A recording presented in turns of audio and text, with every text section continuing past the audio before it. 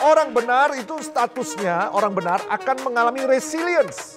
Meskipun dia jatuh 7 kali, dia akan bangun kembali. Resilience, bangun kembali, bounce back. Mereka bangkit dari kegagalan, mereka menjadi pribadi-pribadi yang tangguh, yang ulet, tahan banting dan tidak mudah menyerah. Saya berdoa, saudara dan saya sepanjang tahun 2021 ini akan terus bangkit ketika kita mengalami kegagalan, bangkit. Ketika kita mengalami masalah, bangkit. Ketika kita mengalami problema, bangkit. Ketika kita mengalami ketidakberuntungan, bangkit. Karena status kita sebagai orang benar, di mana Tuhan yang Maha Kuasa memberikan pertolongannya, memberikan anugerahnya, memberikan kasih karunia supaya kita bangkit kembali. Sebab meskipun 7 kali orang benar itu jatuh, namun dia bangkit kembali.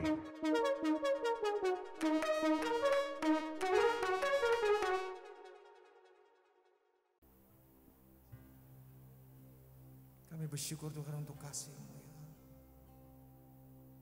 Kami percayakan segala sesuatu, ya, meskipun kami belum bisa melihat. Namun kami bisa merasakan bahwa kesetiaan-Mu nyata. Kau menyertai setiap langkah kami, setiap keputusan kami.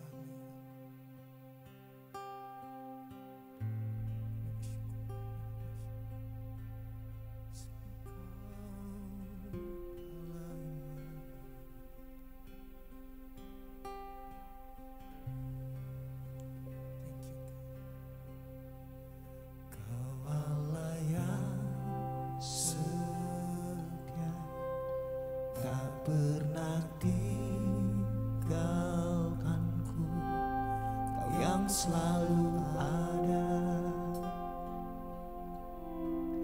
di setiap musim hidupku. Saat ku tak tahu arah, Kau yang selalu menuntutku.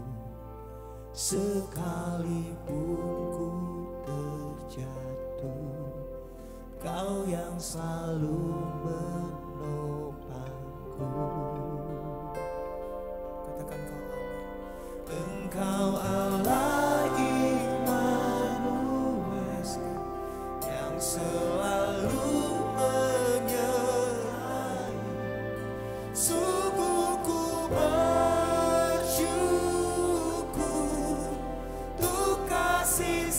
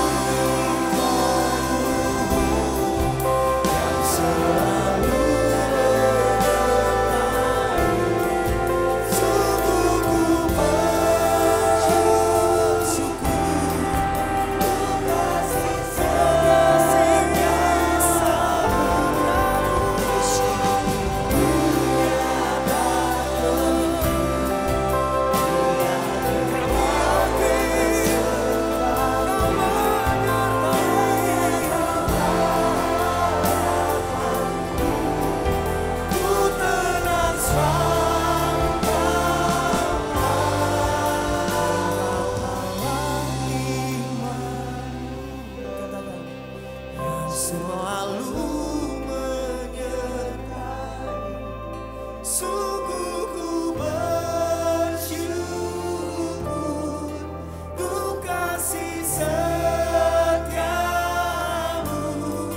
meskipun dunia tak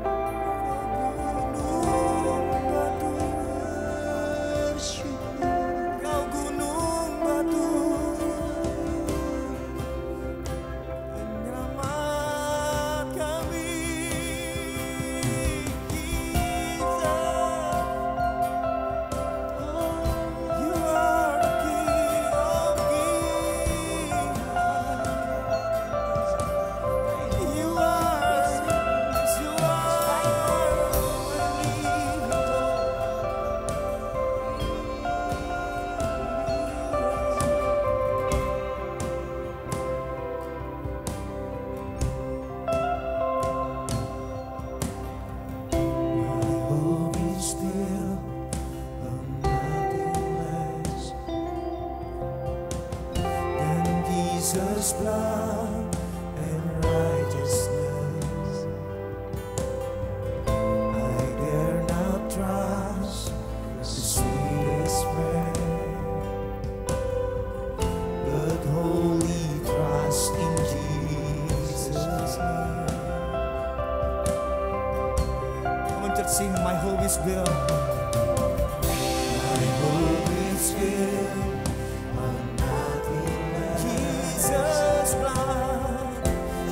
Jesus' blood and righteousness.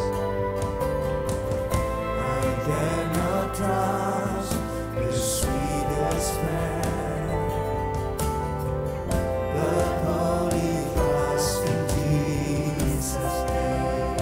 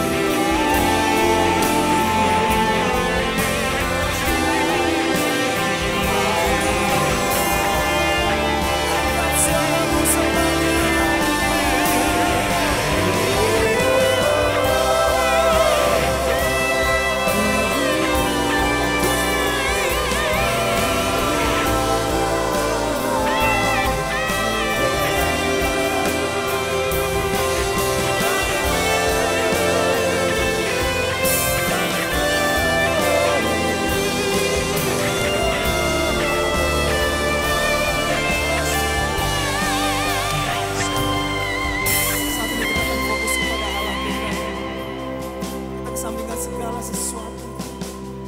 Fokus cari hadiratnya, fokus agungkan Dia. Berikan pujian kepada Allah, berikan sembah.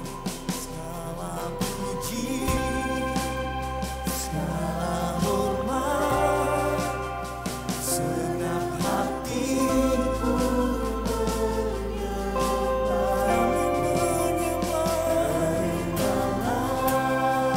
Segenap hidup kami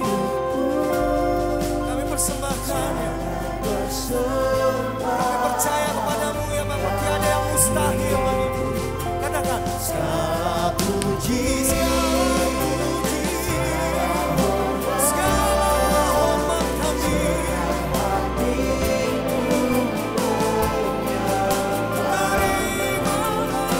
Terimalah segenap sebagai persembahan, segala puji, segala hormat, segenap hatiku menyembahmu. Terimalah segenap hidupku sebagai persembahan yang milikmu. Segala puji, segala hormat, segenap hatiku menyembahmu. Terimalah segenap hidupku sebagai persembahan yang hidup.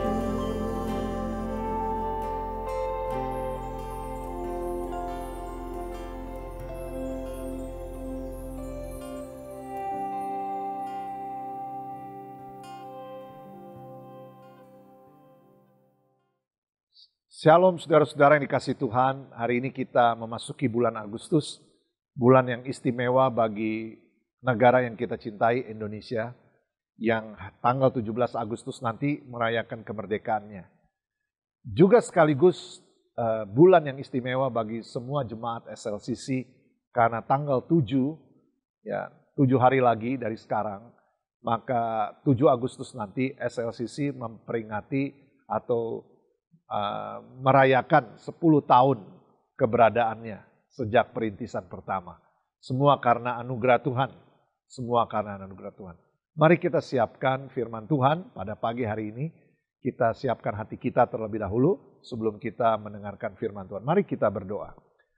Bapa di dalam sorga, kami mengucap syukur kalau bulan Agustus ini adalah bulan ulang tahun bagi bangsa yang kami cintai, Indonesia. Merayakannya tanggal 17 Agustus di tengah-tengah situasi yang tidak mudah, kami tahu Tuhan memimpin bangsa ini. Kami juga bersyukur kalau SLCC tanggal 7 Agustus nanti berulang tahun yang ke-10. Semua karena perkenanan-Mu, karena anugerah-Mu. Dan saat ini kami mau mendengarkan firman-Mu, bukakan pewahyuan-pewahyuan yang baru, celikan mata rohani kami dimanapun kami mendengarkan, supaya kami semakin dekat dengan Tuhan, semakin mengasihi Tuhan. Yang jauh makin mendekat kepada Tuhan. Yang lari dari Tuhan kembali kepada Tuhan. Yang menghindari Tuhan bertobat dan mencari Tuhan. Terima kasih Tuhan, berbicaralah di dalam nama Tuhan Yesus kami berdoa. Haleluya. Amin. Bapak Ibu Saudara sekalian yang dikasihi oleh Tuhan, bulan Agustus ini tema gereja adalah victory. Tema ini bersifat profetik di tengah-tengah era pandemik saat ini adalah kemenangan. Ada semacam opposite spirit, roh yang berlawanan. Perkatakan perkataan iman, perkatakan perkataan firman. Nah Bapak Ibu Saudara sekalian dikasihi oleh Tuhan, kalau kita menonton sebuah film atau pertandingan olahraga secara siaran langsung, maka dilarang menceritakan jalannya cerita atau hasil akhirnya. Maka dikenal istilah yang namanya spoiler alert. Spoiler alert. Nah Bapak Ibu Saudara sekalian, industri film yang begitu mahal, membayar mahal ongkos produksi, membayar mahal semuanya, waktu yang dikorbankan, maka jangan sampai bocor jalan ceritanya. Begitu pentingnya jalan cerita sehingga tidak boleh dibocorkan jalannya cerita, apalagi hasil akhirnya. Nah, kalau nonton siaran pertandingan olahraga secara langsung, maka juga orang bersedia menunggu siaran langsung jam 2 subuh atau jam 1 subuh untuk menonton pertandingan sepak bola siaran langsung.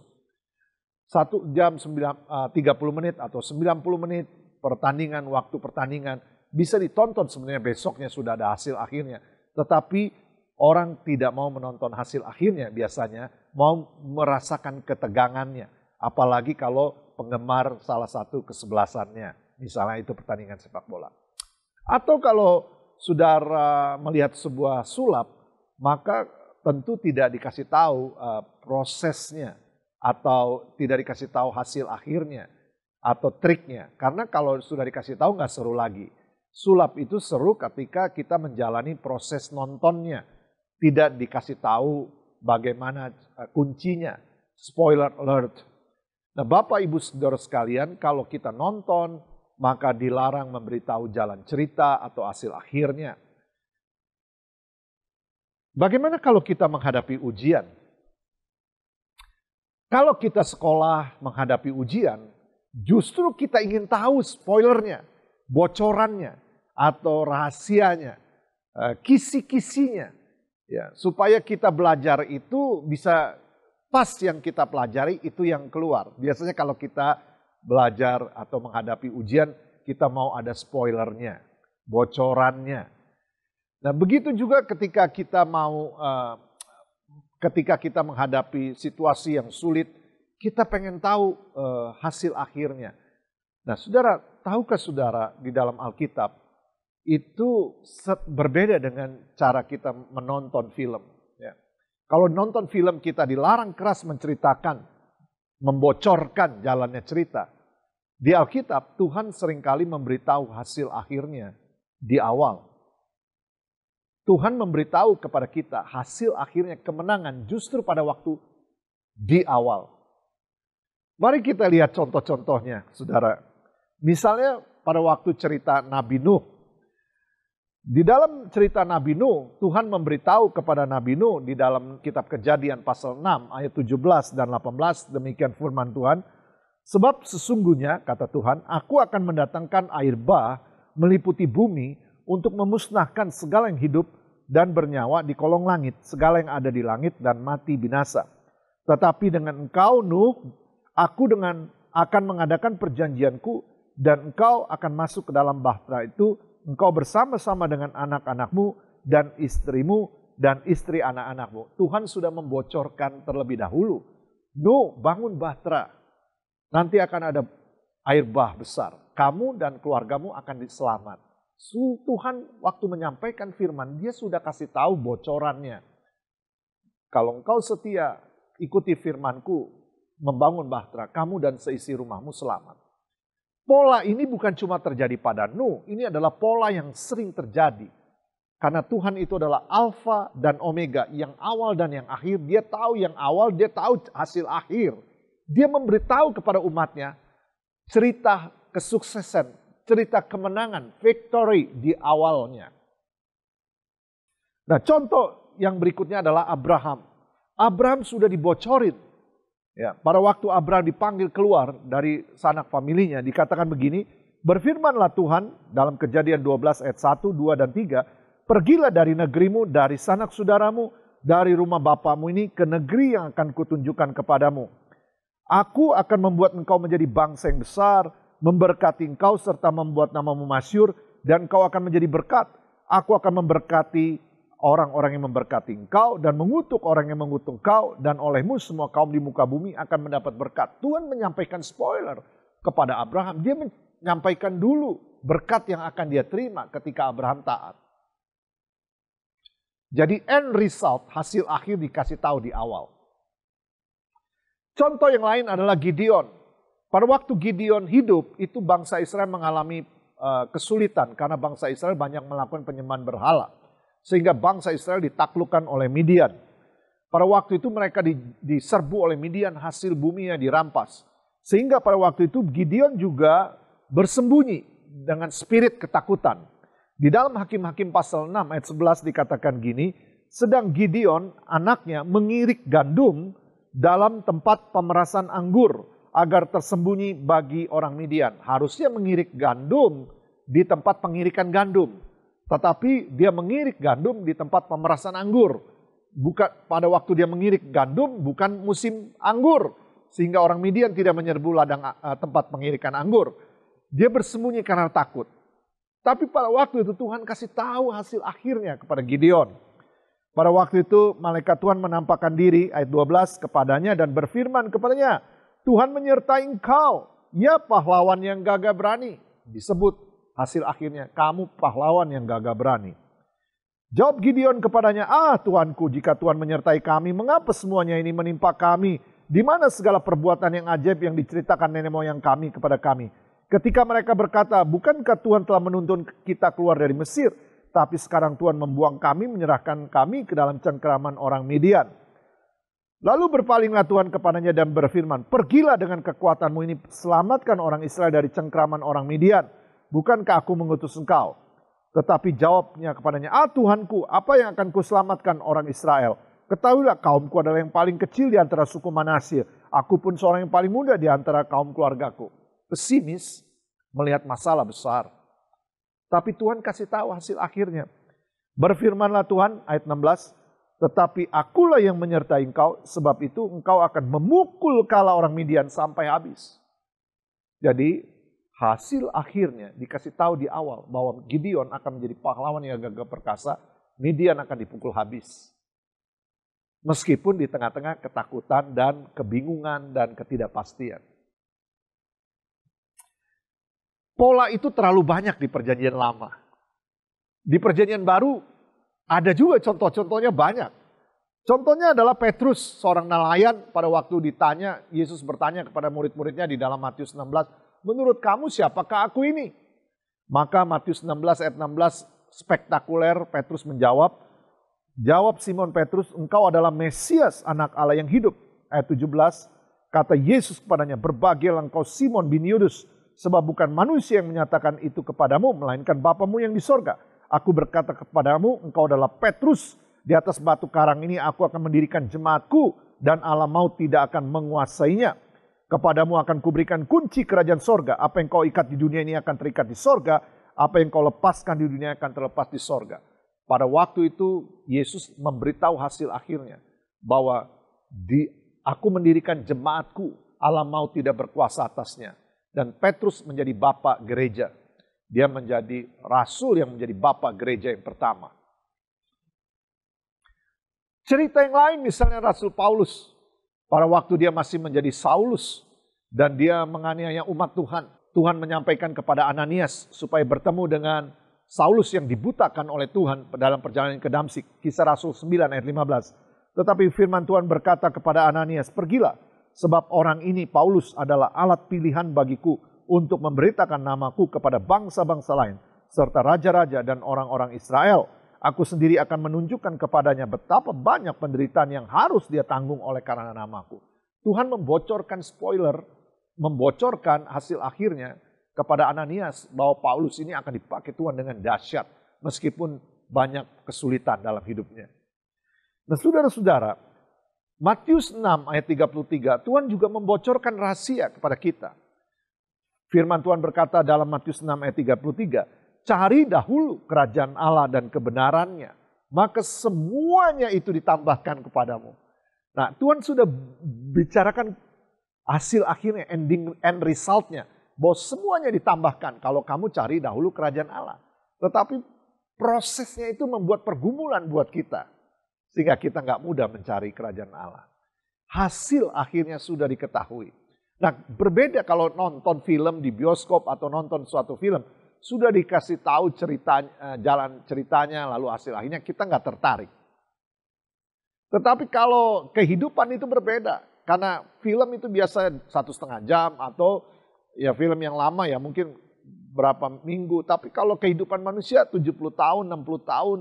Dan pasang surut kehidupannya, ya, mengalami senang, susah, tertawa, menangis. Sehingga kita mau tahu hasil akhirnya.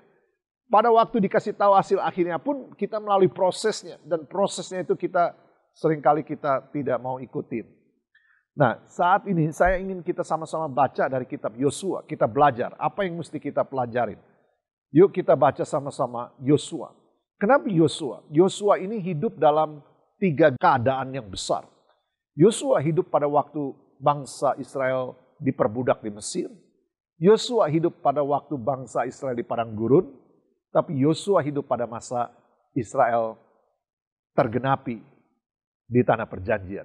Kita pelajari kitab Yosua pasal 1. Sesudah Musa hamba Tuhan itu mati, berfirmanlah Tuhan kepada Yosua bin Nun, abdi Musa itu demikian. Ayat 2, hambaku Musa telah mati, sebab itu bersiaplah sekarang, seberangi sungai Yordan ini, engkau dan seluruh bangsa ini menuju negeri yang akan kuberikan kepada mereka, kepada orang Israel itu. Tuhan langsung kasih tahu hasil akhirnya. Tuhan kasih spoiler. Tuhan kasih janji victory, kemenangan. Ayat 3. Setiap tempat yang akan diinjak oleh telapak kakimu Joshua, kuberikan kepadamu, seperti yang telah kujanjikan kepada Musa. Wilayahnya dari padang gurun dan gunung Libanon yang sebelah sana itu, sampai ke sungai besar, yakni sungai Efrat, seluruh orang tanah Het, sampai ke laut besar, di sebelah matahari terbenam, semuanya itu akan menjadi daerahmu. Seorang pun gak ada yang bisa bertahan menghadapi engkau seumur hidupmu. Seperti aku menyertai Musa, demikianlah aku akan menyertai engkau. Aku tidak akan membiarkan engkau dan tidak akan meninggalkan engkau. Ini spoiler yang dahsyat ini.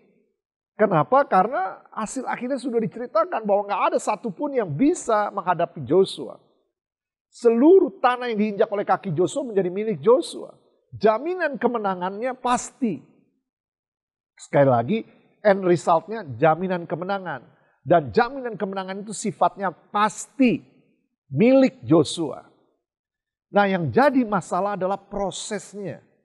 Bagaimana menghidupinya sehari-hari. Sama seperti hidup kita. Kita memiliki jaminan kemenangan di dalam Alkitab. Pasti. Di dalam kitab 1 Korintus 15 ayat 57, tetapi syukur kepada Allah yang telah memberikan kepada kita kemenangan oleh Yesus Kristus Tuhan kita.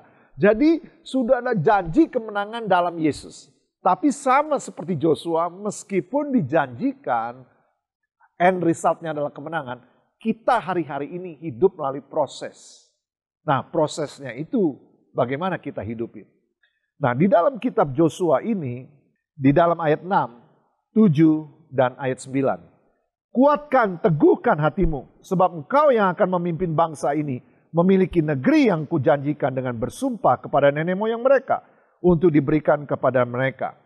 Di ayat 7, hanya kuatkan dan teguhkan hatimu dengan sungguh-sungguh, bertindaklah hati-hati sesuai dengan seluruh hukum yang telah diperintahkan kepadamu oleh hambaku Musa. Jangan menyimpang ke kanan atau ke kiri, supaya engkau beruntung kemanapun kau pergi. Bahkan diulangi lagi ketiga kalinya. Bukankah telah kuperintahkan kepadamu, kuatkan dan teguhkanlah hatimu. Jangan kecut, jangan tawar hati, sebab Tuhan Allahmu menyertai engkau kemanapun engkau pergi. Meskipun Tuhan sudah memberikan end resultnya. Kemanapun kamu pergi, semua tanah yang diinjak oleh telapak kakimu menjadi milikmu. Dari wilayah sana, di utara sampai selatan, semuanya menjadi milikmu. Tetap prosesnya, Tuhan harus mengulangi 3 kali. Kuatkanlah, teguhkanlah hatimu. Jangan kecut, jangan tawar hati. Bapak, Ibu, Saudara sekalian, bukankah hari-hari ini kita menghadapi ketidakpastian? Bukankah hari-hari ini kita melihat banyak hal-hal yang sulit dalam hidup kita? Di dalam pekerjaan, di dalam usaha. Mungkin Bapak Ibu ada yang sedang mengalami kesulitan dalam hubungan antar pasangan. Ya. Dan tidak ada kepastian atau tidak ada perubahan. Tapi Tuhan memberikan end result kemenangan. Kuatkanlah, teguhkanlah hatimu. Jangan kecut, jangan tawar hati. Meskipun janji itu sudah diberikan kepada Joshua, Tuhan tetap mengingatkan, kuatkan, teguhkan, kuatkan, teguhkan, kuatkan, teguhkan. Hari-hari ini Tuhan berkata kepada saudara, kuatkan teguhkan hatimu. Jangan menyimpang ke kanan dan ke kiri. Setialah kepada Tuhan. Tertulis dalam Yosua pasal 1 ayat 7b yang tadi, jangan menyimpang ke kanan atau ke kiri, supaya engkau beruntung kemanapun engkau pergi. Kenapa saudara? Pada rute itu, perjalanan itu tidak mudah. Mereka dituntut untuk taat dan patuh. Nanti mereka menghadapi tembok Yeriko. Mereka dituntut untuk tunduk dan patuh meskipun gak masuk akalnya. Mereka disuruh cuma mengelilingi tembok Yeriko itu. Tidak usah berperang, cuma mengelilingi. Hari pertama 1 kali, hari kedua 1 kali, dan seterusnya. Cuma mengelilingi. Tunduk dan patuh. Banyak hal yang kita gak mengerti hari-hari ini. Banyak hal yang kita sulit mencerna mungkin hari-hari ini. Anda hanya perlu tunduk dan patuh kepada Tuhan, setia kepada Tuhan. Jangan menyimpang ke kanan atau ke kiri. Tunduk dan patuh. Jadi apa yang kita pelajari di sini? Tuhan selalu menjanjikan kemenangan. Rancangan Tuhan adalah rancangan kebaikan, bukan rancangan kecelakaan. Hari depan yang penuh pengharapan. Itu yang pertama. Yang kedua, Tuhan mau kita mengikuti prosesnya. Kuatkan, teguhkan hati kita. Setia dengan prosesnya. Nah yang ketiga, di dalam proses untuk kita kuat dan teguh, jangan kecut, jangan tawar hati, kita mesti bagaimana? Kan begitu. Kuncinya di ayat 8. Janganlah engkau lupa memperkatakan kitab Taurat ini, tetapi renungkanlah itu siang dan malam, supaya engkau bertindak hati-hati sesuai dengan apa yang segala tertulis di dalamnya.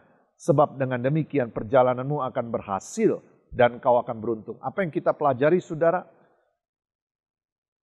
Ternyata di dalam kita, supaya kita kuat dan teguh, tidak tawar hati, jangan kecut mengikuti proses hari-hari ini. Kita disuruh melakukan 3 hal. Yang pertama adalah memperkatakan firman Tuhan. Perkatakan, speak blessing. Speak faith, perkatakan iman, perkatakan berkat, perkatakan firman. Yang kedua, renungkanlah firman itu siang dan malam. Maksudnya sering-seringlah renungkan. Kalau kita nggak pernah baca Alkitab, bagaimana kita bisa merenungkan? Jadi otomatis kita dengan firman Tuhan itu menempel. Perkatakan firman Tuhan, ucapkanlah apa yang kamu gemakan, kamu makan buahnya. Mazmur 91 ucapkanlah. Mazmur 128 ucapkanlah. Mazmur kemenangan, ucapkan firman Tuhan. Carilah dahulu kerajaan Allah dan kebenarannya, segalanya ditambahkan, ucapkanlah. Segala perkara dapat kutanggung di dalam Yesus Kristus yang memberikan kekuatan kepadaku, ucapkanlah. Ucapkan firman, renungkan firman. Lalu bertindak hati-hati sesuai dengan firman. Sehingga kita tidak melakukan dosa. Sehingga 1 Korintus 15 ayat 57. Tetapi syukur kepada Allah yang telah memberikan kita kemenangan oleh Yesus Kristus Tuhan kita. Nah kalimat ucapkanlah, renungkanlah, bertindak hati-hati sehingga engkau bertindak. Itu dilakukan oleh Joshua. Sehingga Joshua hidup pada masa tuanya, dia menikmati kedamaian di hadapan anak, cucu, dan buyutnya. Di tanah perjanjian. Jadi Joshua hidup dalam 3 keadaan. Perbudakan di Mesir dia hidup. Dia pernah mengalami 40 tahun di padang gurun. Dan dia menduduki tanah perjanjian. Perjalanan Joshua berhasil dan beruntung. Banyak orang sukses tapi kurang beruntung hidupnya. Tuhan menjanjikan berhasil dan beruntung pada waktu kita merenungkan firman itu siang dan malam. Pada waktu kita melakukan persis apa yang dilakukan oleh Joshua. Dalam Joshua 1 ayat 8. Di dalam Joshua 1 ayat 8, janganlah engkau lupa memperkatakan firman Tuhan ini, renungkanlah itu siang dan malam, supaya engkau bertindak hati-hati sesuai dengan segala yang tertulis di dalamnya. Sebab dengan demikian perjalananmu akan berhasil dan kau akan beruntung. Bapak Ibu Saudara sekalian, itulah firman yang sudah disampaikan hari ini. Bahwa hari-hari ini kita sedang melalui proses yang gak gampang, tidak mudah. Banyak hal gak jelas di depan. Sama Joshua juga melalui proses itu. Rasul Paulus, Petrus, semuanya sama. Tetapi end resultnya sudah Tuhan kasih. 1 Korintus 15 ayat 57. Syukurlah kepada Allah yang telah memberikan kita victory, kemenangan oleh Yesus Kristus Tuhan kita. Segala perkara dapat kutanggung di dalam Dia yang memberikan kekuatan kepadaku. Kiranya firman Tuhan ini memberkati saudara. Apa yang kita pelajari hari ini? Kalau kita melihat film, siaran langsung olahraga, kita nggak mau spoiler. Tetapi menjalani kehidupan, kita perlu spoiler. Ketika kita ujian, ketika kita menghadapi ujian yang sulit, ketika sekolah atau menghadapi ujian tes masuk perusahaan atau ujian apapun, kita mau ada spoiler, ada bocoran. Supaya ada kisi-kisi, supaya kita bisa mempersiapkan diri. Dalam hidup, Tuhan sudah kasih kita end game. Tuhan sudah kasih spoiler. End game atau end result, yaitu kemenangan. Jadi mari kita persiapkan diri kita. Kuatkan dan teguhkanlah hatimu. Apa yang kita pelajari hari ini? Dari kisah Yosua itu kita belajar end resultnya adalah victory. Kemenangan. Kita semua ngalamin kemenangan. Kalaupun sampai kita dipanggil Tuhan, kita memperoleh kemenangan di sorga. Kita mendapatkan sorga. Tetapi selama kita di bumi, Tuhan memberikan kita kemenangan. End resultnya. Itu yang pertama, hasil akhirnya adalah kemenangan. Yang kedua, jalani prosesnya. Kuatkan dan teguhkan hati kita. Setia pada proses. Setia pada Tuhan. Jangan menyimpang ke kanan dan ke kiri. Yang ketiga, perkatakan firman Tuhan. Renungkan firman Tuhan. Dan hidup kita berlaku atau bertindak sesuai firman Tuhan. Mari kita berdoa.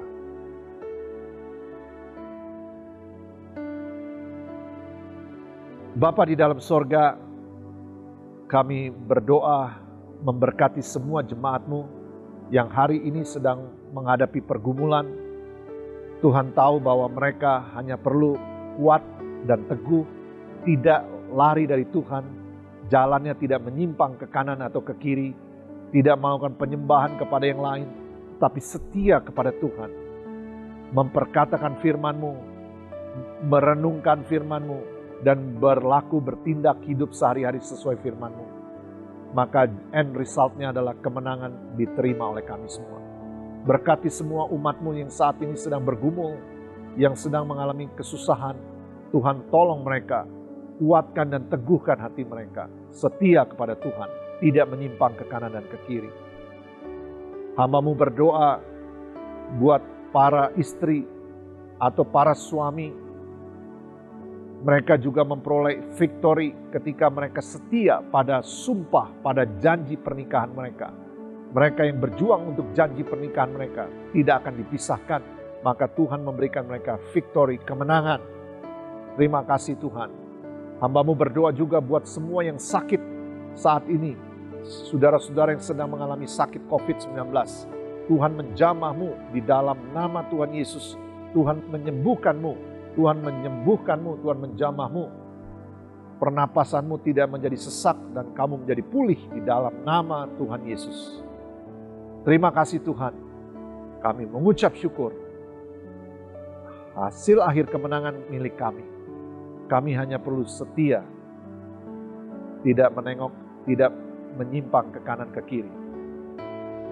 Kuatkan dan teguhkan hati kami. Merenungkan firman-Mu, memperkatakan firman-Mu, dan bertindak hati-hati sesuai firman-Mu. Di dalam nama Tuhan Yesus kami berdoa. Haleluya. Amin. Saudara-saudara, kita akan menerima perjamuan kudus. Sebelumnya mari kita persiapkan roti dan anggur, dan kita naikkan pujian ini bersama-sama. Segala pujian bagi-Mu, segenap nafas muliakan-Mu. Surga bumi kan berseru, kuduslah Tuhan namamu. Katakan segala pujian, segala pujian bagi-Mu,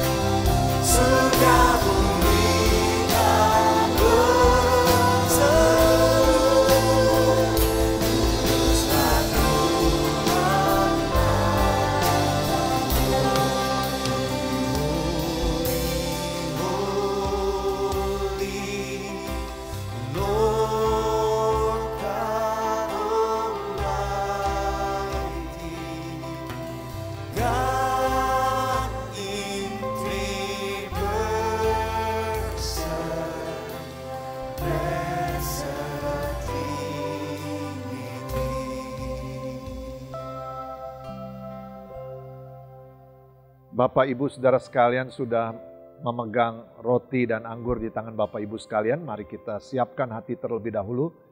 Kita memeriksa hati kita terlebih dahulu dan mengakui semua dosa-dosa dan kesalahan kita sebelum kita dilayakkan makan dan minum dari tubuh dan darah Tuhan. Mari kita berdoa, memeriksa hati kita, minta ampun atas segala dosa dan kesalahan kita. Mari kita berdoa.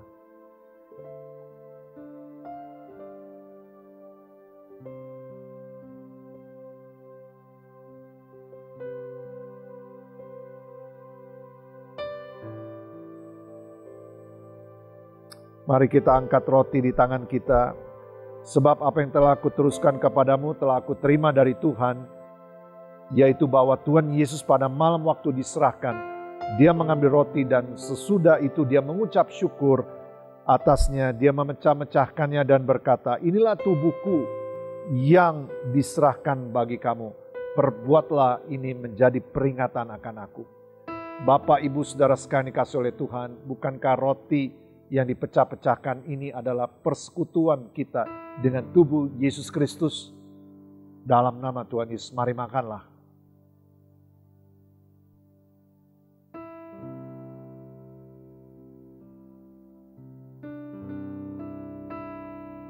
Kalau sudah, mari kita angkat cawan di tangan kita. Demikian juga Yesus mengambil cawan sesudah makan lalu berkata, cawan ini adalah perjanjian baru yang dimeteraikan oleh darahku. Perbuatlah ini setiap kali kamu meminumnya menjadi peringatan akan aku. Saudara, bukankah cawan yang atasnya kita naikkan syukur ini adalah persekutuan kita dengan darah Tuhan Yesus Kristus?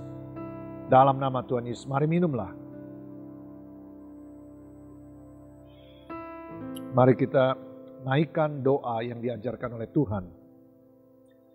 Bapa kami yang ada di dalam sorga, dikuduskanlah namamu, datanglah kerajaanmu, jadilah kehendakmu di bumi seperti di sorga. Berikanlah kami pada hari ini makanan kami yang secukupnya,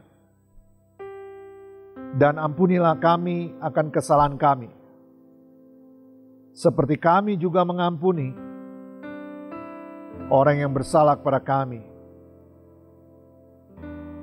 Dan janganlah membawa kami ke dalam pencobaan, tetapi lepaskanlah kami daripada yang jahat. Karena Engkaulah yang mempunyai kerajaan dan kuasa dan kemuliaan sampai selama-lamanya. Amin. Bapak, Ibu, Saudara sekalian, sebelum kita terima doa berkat, mari kita melihat SLCC News berikut ini. Firman yang sangat menguatkan dari Pastor Soleman Irwan, kiranya hidup kita dipenuhi dengan victory dari Tuhan. Kami berdoa agar Roh Kudus memakai kita untuk membagikan kemenangan ke orang-orang di sekitar kita.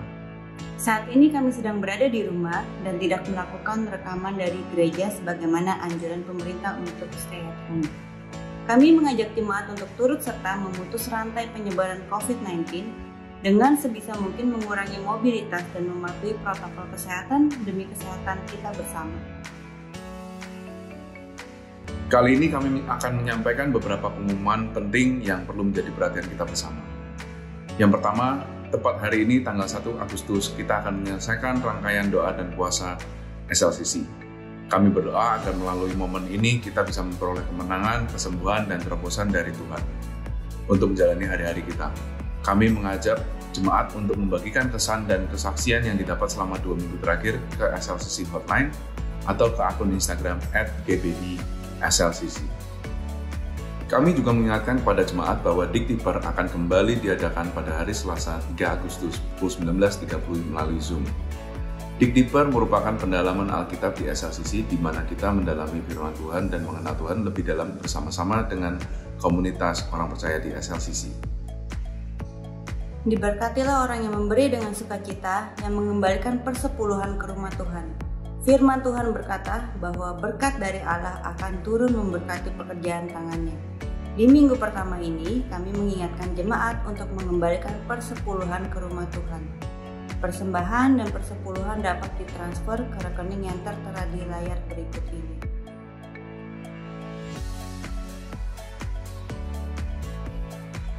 Bagi jemaat yang membutuhkan dukungan terkait dengan COVID-19, SLCC hadir dan siap membantu.